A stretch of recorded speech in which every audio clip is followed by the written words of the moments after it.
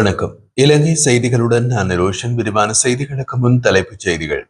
ஐக்கிய மக்கள் சக்தி அடுத்த பொதுத் தேர்தலில் அதிகபட்சமாக 1 மில்லியன் வாக்குகளை மட்டுமே பெறும் வாய்ப்பு உள்ளது என்று ஃபீல்ட் மார்ஷல் சரத் பொன்சேகா தெரிவிப்பு.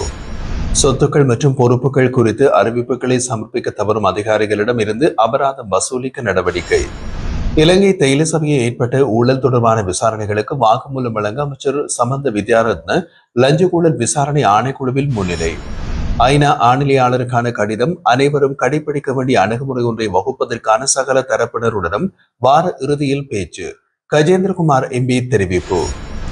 இனி விரிவான செய்திகள். எதிர்க்கட்சியான ஐக்கிய மக்கள் சக்தி பொது தேர்தலில் அதிகபட்சமாக 1 மில்லியன் வாக்குகளை மட்டுமே பெறும் வாய்ப்பு உள்ளது எனவும் இது முந்தைய தேர்தல்களை விட குறைவாக இருக்கும் என்றும் ஃபீல்ட் மார்ஷல் சரத் பொன்சேகா தெரிவித்தார். பொதுக்கூட்டத்தில் உரையாற்றியவர் கட்சியின் பல மூத்த உறுப்பினர்கள் மற்றும் செயற்பாட்டாளர்கள் ஏற்கனவே அங்கிருந்து விலக தொடங்கியுள்ளனர். இது கட்சிக்குள் பெரும் அதிருப்தியை ஏற்படுத்தியுள்ளது என்று கூறினார். முதலில் குமார வெல்கம விலகினார். அதன் பின்னர் சம்பிக்க ரணவக்க, ராஜித சேனாரத்ன, தலத அத்துக்குரல மற்றும் நானும் கட்சியை விட்டு விலகினோம். தற்போது கட்சியில் இருப்போர் தலைவர் எடுக்கும் எந்த தீர்வையும் சிந்திக்காமல் ஏற்றுக்கொள்ளும் ஆம் ஆண்கள் மட்டுமே என்றார். அத்தகைய சூழ்நிலையில் நாட்டை அபிவிருத்தி செய்யும் பயணத்தை தொடங்குவது மிகவும் சவாலானதாக இருக்கிறது என்றும் அவர் வலியுறுத்தினார்.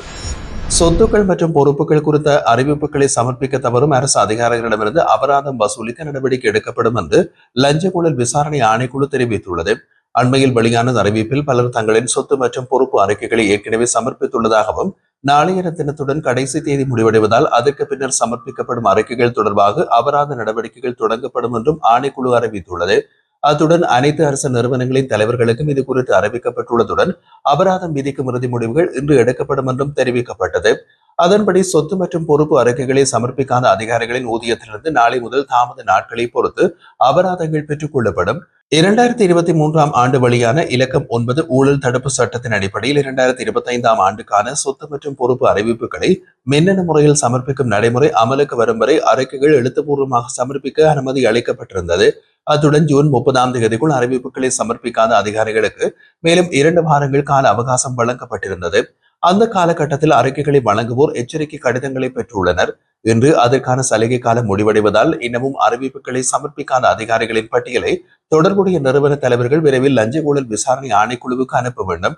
அந்த பட்டியலின் அடிப்படையில் புதிய ஊழல் தடுப்பு சட்டத்தின் கீழ் அபராதம் விதிக்கப்படும் என்று ஆணைக்குழு உறுதியாக தெரிவித்துள்ளது. ஐக்கிய மக்கள் சக்தி சார்பாக பாராளுமன்றத்தில் செயல்படும் பாராளுமன்ற உறுப்பினர் சுஜீவ சேனசிங்க இன்றைய தினம் குற்றப்புலனாய்வு திணைக்களத்தில் முன்னிலையாக இருந்தார். அவர் பயன்படுத்தியதாக கூறப்படும் சர்ச்சைக்குரிய சொகுசு வாகனம் தொடர்பான விசாரணையின் கீழ் வாக்குமூலம் ஒன்றை அளிக்கவே அவர் முன்னிலையானதாக தகவல்கள் தெரிவிக்கின்றன. இந்த விஷயத்தில் குற்றப்புலனாய்வு திணைக்கள அதிகாரிகள் சுஜீவ சேனசிங்கவிடம் சுமார் 3 மணி நேரம் வாக்குமூலம் பதிவு செய்துள்ளனர். வாக்குமூலத்திற்கு பிறகு அவர் திணைக்களத்திலிருந்து வெளியேறியுள்ளார் என்றும் தெரிவிக்கப்படுகிறது. இதேவேளை அமைச்சர் சமந்த வித்யாரத்ன லஞ்சம் மற்றும் ஊழல் விசாரணை ஆணைக்குழுவில் இன்றைய தினம் திங்கட்கிழமை முன்னிலையாக இருந்தார். 2016 ஆண்டில் இலங்கை தேயிலை சபையில் ஏற்பட்ட ஊழல் தொடர்பான விசாரணைகளுக்கு வாக்குமூலம் வழங்குவதற்காக அமைச்சர் சமந்த வித்யாரத்ன லஞ்சம் மற்றும் ஊழல் விசாரணை ஆணைக்குழுவில் முன்னிலையாகியதாக தகவல்கள் வெளியாகியுள்ளது. தமிழ் தேசிய பேரவையின் தலைவரும் நாடாளுமன்ற உறுப்பினருமான கஜேந்திரகுமார் பொன்னம்பலம் 2021 ஜனவரி 15 ஐக்கிய நாடுகள் மனித உரிமைகள் ஆணையாளருக்கு அனுப்பப்பட்ட கடிதத்தில் வலியுறுத்தப்பட்ட கோரிக்கைகளை உறுதியுடன் எந்தவித மாற்றமும் இல்லாமல் அனைவரும் கடைபிடிக்க வேண்டிய அணுகுமுறை ஒன்றை வகுப்பதற்காக எதிர்வரும் சனி மற்றும் ஞாயிற்றுக்கிழமைகளில் முக்கிய சந்திப்பு ஒன்றை நடத்த உள்ளதாக தெரிவித்துள்ளார். இந்த சந்திப்பு தமிழ் தேசிய கட்சிகளின் தலைவர்கள், சிவில் சமூக செயற்பாட்டாளர்கள் மற்றும் மனித உரிமை அமைப்புகள் ஒருங்கிணைந்து கலந்துரையாட உள்ளனர். இதற்கான திட்டம் அவர் தலைமை வகிக்கும் கட்சியின் அலுவலகத்தில் நேற்று நடைபெற்ற செய்தியாளர் சந்திப்பில் அறிவிக்கப்பட்டுள்ளது. அவர் மேலும் கூறுகையில் 2021 ஜனவரியில் அனைத்து தமிழ் தேசிய கட்சிகளும் சிவில் சமூக அமைப்புகளும் இணைந்து தமிழ் மக்களுக்கு எதிராக இலங்கையில் நடைபெற்ற இனப்படுகொலை மற்றும் போர்க்குற்றங்களை சர்வதேச நீதிமன்றங்கள் மூலமாக விசாரணைக்க வேண்டிய அவசியத்தினை வலியுறுத்தி ஐநா மனித உரிமைகள் பேரவைக்கு கடிதம் ஒன்றை அனுப்பியிருந்தோம். இதில் இலங்கையின் ஒப்புதலின்றி எந்த நடவடிக்கையும் மேற்கொள்ள முடியாது என்பதால் குற்றவியல் தீர்ப்பாயம் அல்லது சர்வதேச குற்றவியல் நீதிமன்றம் வழியாக முழுமையான விசாரணை நடத்தப்பட வேண்டும் என்று தெரிவிக்கப்பட்டது. இதேவேளை அண்மையில் ஐநா மனித உரிமைகள் ஆணையாளர் இலங்கைக்கு வந்தபோது தமிழ் கட்சி தலைவர்கள் மற்றும் சிவில் சமூகத்தினரின் ஒப்புதலுடன் மேலும் ஒரு கடிதம் வழங்கப்பட்டதாகவும் அவர் தெரிவித்தார். அந்த கடிதத்தில் இலங்கை தமிழரசு கட்சியின் தலைவரும் கையொப்பமிட்டிருந்தார். ஆனால் இதனைத் தொடர்ந்து அந்த கட்சியின் தலைவரும் பொதுச் செயலாளரும் செம்மணி சம்பவம் தொடர்பாக இலங்கை அரசாங்கத்திடம் விசாரணைக்கு அனுமதி கோரியதோடு சில சர்வதேச தரப்புகளின் கண்காணிப்புடன் விசாரணை நடத்த ஆலோசனை வழங்கியிருப்பது முன்பே எடுத்துக் கூறிய நிலைப்பாடுகளுக்கு நேர்மாறானது என்று விமர்சித்துள்ளார். செம்மணி விவகாரம் தொடர்பாக வெளியான புதிய ஆதாரங்களை அரசாங்கம் மறைக்க முயற்சிக்கின்ற சூழலில் ஐநா ஆணையாளரிடம் அனுப்பிய கடிதத்தின் முக்கியத்துவத்தை அவர் வலியுறுத்தியுள்ளார். இவ்வாறான நிலைமைகளில் குழப்பம் ஏற்படாமல் அனைவரும் ஒரே கொள்கையை நிலைத்து நிற்க வரும் வார இறுதியில் கூட்டு ஆலோசனை கூட்டம் நடத்தப்படும் என்றும் அதில் 2021 ஆண்டு ஜனவரி 15ஆம் தேதி அனுப்பப்பட்ட கடிதத்தின் அடிப்படையில் உறுதியான மாற்றமற்ற நடவடிக்கைகள் எடுக்கப்படும் வகையில் முடிவெடுக்கப்படும் என்றும் கஜேந்திரகுமார் பொன்னம்பலம் தெரிவித்தார். நிறுவனங்களில் பராமரிக்கப்படும் குழந்தைகள், பாதுகாவலரின்றி வாழும் குழந்தைகள் மற்றும் வீதியோர குழந்தைகளுக்கு மாதம்தோறும் 5000 ரூபாய் வழங்கும் புதிய உதவித்தொகை திட்டம் நாளை முதல் அமலுக்கு வரும் என்று பெண்கள், குழந்தைகள் மற்றும் சமூக வலுவூட்டல் அமைச்சர் சரோஜா சாவித்ரி போல்ராஜ் அறிவித்துள்ளார். இன்றைய தினம் அரசாங்க தகவல் திணைக்களத்தில் நடைபெற்றிருந்த ஊடகவியலாளர் சந்திப்பில் உரையாற்றிய போது இந்த திட்டம் தொடர்பான விவரங்களை அவர் வெளியிட்டுள்ளார். இந்த திட்டத்தின் கீழ் நாடு முழுவதும் உள்ள 306 குழந்தை அபிவிருத்தி நிலையங்களில் வசிக்கும் 9191 குழந்தைகள் பயன்பெறுகின்றனர். உதவித்தொகையிலிருந்து 3000 பராமரிப்பு நிறுவனங்களுக்கு வழங்கப்படும். அவை அந்தந்த குழந்தைகளின் அன்றாட தேவைகள் மற்றும் பராமரிப்புக்காக பயன்படும். மீதமுள்ள 2000 அர்த்த எனப்படும் குழந்தையின் தனிப்பட்ட வங்கிக் கணக்கில் ஒவ்வொரு மாதமும் செலுத்தப்படும். இந்த தொகையை அவர்களின் 18 வயது அடைந்த பின்னர் எதிர்காலம் சார்ந்த செலவுகளுக்கு பயன்படுத்த முடியும். இந்த திட்டத்தை செயல்படுத்த அரசாங்கம் 2025ஆம் ஆண்டுக்கான வரவு செலவு திட்டத்திலிருந்து 1000 மில்லியன் நிதியை ஒதுக்கியுள்ளதாக அமைச்சர் குறிப்பிட்டார்.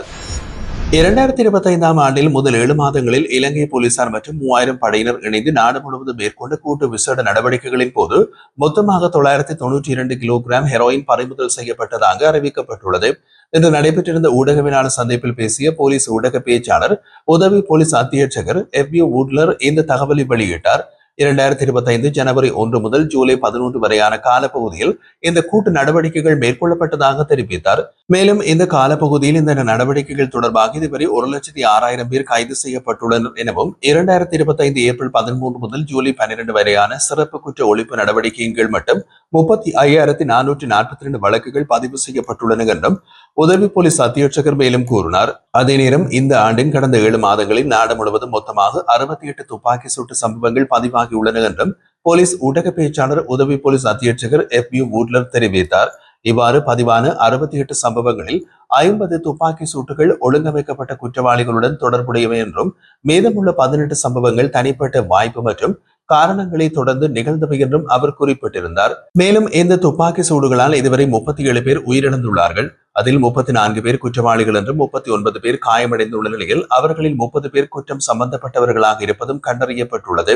இதேவேளை இவ்வாறான துப்பாக்கி சூடுகள் தொடர்பாக மேற்கொண்ட விசேட போலீஸ் நடவடிக்கைகளில் 2356 ரக துப்பாக்கிகள், 46 கை துப்பாக்கிகள், 1165 உள்நாட்டு மற்றும் வெளிநாட்டு துப்பாக்கிகள் பறிமுதல் செய்யப்பட்டுள்ளதாகவும் மேலும் இந்த 68 சம்பவங்களுடன் தொடர்புடையதாக துப்பாக்கிச்சூடு நடத்திய 24 பேர், ஓட்டுநர்களாக இருந்து 15 பேர் மற்றும் ஆதரவளித்த 150 பேர் என்று மொத்தம் 189 பேர் கைது செய்யப்பட்டுள்ளதாகவும் அவர் தெரிவித்திருந்தார்.